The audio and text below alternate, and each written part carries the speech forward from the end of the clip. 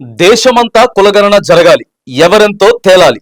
Modi RSS కు ఇది నచ్చదు, అందుకే అడ్డుకుంటున్నారు రాహుల్ గాంధీ. తెలంగాణలో మేము చేసిన కులగణన దేశానికే ఆదర్శం. బీసీలకు 42% రిజర్వేషన్లు చారిత్రాత్మకం. ఇంకా మొత్తం కాలేదులే కానీ, పూర్తి స్థాయిలో కాలే కానీ ప్రయత్నం చేశారు. కాంగ్రెస్ పార్టీ తెలంగాణలో ఓ డేర్ స్టెప్ అయితే ఖచ్చితంగా వేసినట్టే. మరి మోదీ గారు ఆలోచన చేయాలి. ప్రతిపక్షంలో ఉన్నటువంటి, కేంద్రంలో ప్రతిపక్షంలో ఉన్నటువంటి కాంగ్రెస్ పార్టీ, మరి వాళ్ళు ఏ రాష్ట్రంలో అయితే అధికారంలో ఉన్నారో ఎవరి వాటా ఎంత, ఎవరి లెక్కలు ఎంత తేల్చేటటువంటి ప్రయత్నం అయితే చేశారు. సరే, దాంట్లో కొంచెం తప్పులు జరిగినాయా లేకపోతే మిస్టేక్స్ కొన్ని ఉన్నాయి, ఇవన్నీ ఓకే. తర్వాత ఇప్పుడు రాబోయేటటువంటి తెలంగాణలో స్థానిక సంస్థల ఎన్నికలలో 42% రిజర్వేషన్ ఇస్తారా? మొన్న అసెంబ్లీలో కూడా బిల్లును ఆమోదించారు. అట్లా స్టెప్ బై స్టెప్ బీసీలకి న్యాయం చేసేటటువంటి ప్రయత్నం, అంటే ఎవరి వాటా వారికే. మరి మోదీ గారు ఎందుకు దీనికి ముందుకు వెళ్ళట్లేదు? అనేక రాష్ట్రాలలో మీరు అధికారంలో ఉన్నారు, కేంద్ర ప్రభుత్వం మీదే, వాటా తేల్చాలి కదా, వాళ్ళకు కూడా రిజర్వేషన్లు పెంచాలి, రిజర్వేషన్లు ఇవ్వాలి. ఇగో అదే డిమాండ్ చేస్తా ఉన్నాడు అక్కడ రాహుల్ గాంధీ, డిమాండ్ చేస్తా ఉన్నాడు. ఇక్కడ రాష్ట్రంలో ముఖ్యమంత్రి రేవంత్ రెడ్డి కూడా అదే డిమాండ్ చేస్తా ఉన్నాడు. ఏం చెప్తున్నాడు? బ్రిటిషర్ల కంటే బీజేపీ వాళ్ళే డేంజర్ అని చెప్తున్నాడు. వాళ్ళను తరిమినట్టే వీళ్ళను తరమాలి సీఎం రేవంత్ రెడ్డి.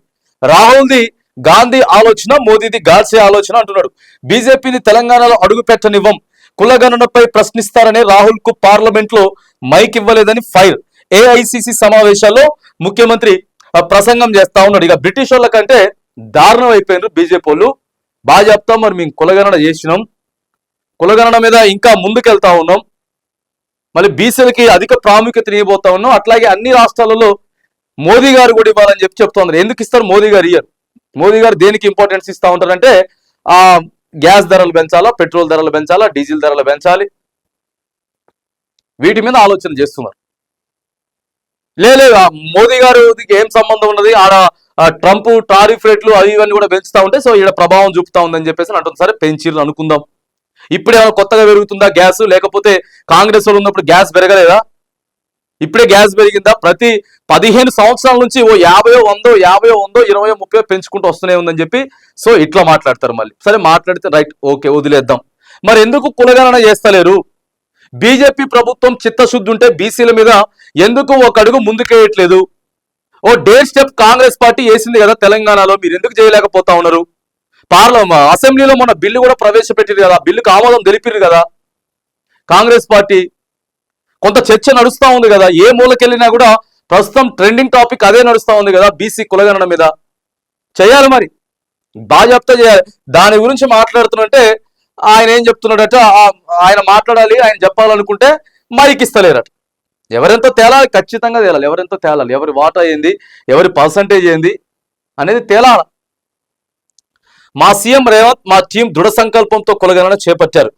90% మంది బీసీలు, ఎస్సీలు, ఎస్టీలు, మైనారిటీలు అని తేలింది. తెలంగాణలోనే కాదు, అన్ని రాష్ట్రాల్లో ఇదే పరిస్థితి ఉంది. 50% రిజర్వేషన్ల పరిమితిని ఎత్తివేయాలి. మేము తెలంగాణలో మొదలు పెట్టాం. పార్లమెంట్ లో మోదీ కులగణన బిల్లు తెస్తే వెంటనే మద్దతిస్తాం. ట్రంప్ టారిఫ్లపై ఆయన ఎందుకు నోరు విప్పుతలే? ఆర్థిక తుఫాన్ పొంచి ఉంది, కోట్ల మంది నష్టపోతుందని ఆందోళన. వక్ చట్టం మతం రాజ్యాంగంపై తాడి అని వ్యాఖ్య.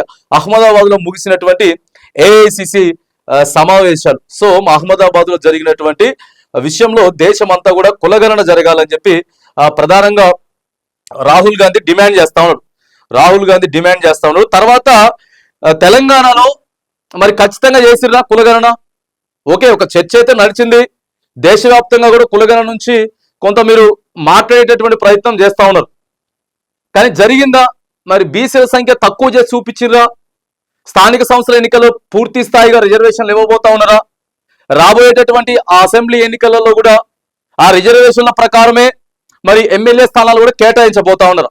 వీటన్నిటి మీద ఖచ్చితంగా క్లారిటీ ఇవ్వాలి. బీసీ కులగణన అనేది ఏదైతే తెలంగాణలో చర్చనీయాంశంగా మారిందో, మరి దేశం మొత్తం కూడా బీజేపీ కూడా బీసీలకి న్యాయం చేయాలి, కులగణన చేయాలి. దేశం అంతటా కూడా కులగణన ఖచ్చితంగా చేయాలి.